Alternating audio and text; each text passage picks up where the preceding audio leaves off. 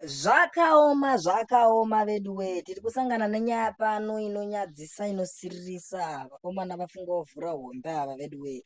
Tiri kunzwa kuti DJ wekuChillspot uyo anoitwa DJ Ribe uyo anozivikanwa nekuridza zvakanyanya kwaMashkwede ari kunzi asangana nemhosva yaari kupomedzerwa pano yekunzi ari kunzi akabata chibharo kumwana ane makore 14 years ekuberekwa. Veduwe, nyaya iyoyi yarwadza vanhu vakawanda kuti mukomana uyu nekuzikanwa kwese kwaanoita kuya kwaMashkwede achiunganirwa kuchina chemadzimai nemadzimai vakachemberera vakakura kudhara, kosei asingazoshandise chipo chake chekuda madzimai kuMashkwede ikoko nekuti anenge achitochemererwa. Iko zvino ave kupomedzerwa nyaya yekunzi akabata chibharo akarara nemwana ane makore 14 ekuberekwa. Inyaya iri kuvhundutsa zvisingaite, iri kubuda nekuH-Metro ichitaurwa kuti ndo nyaya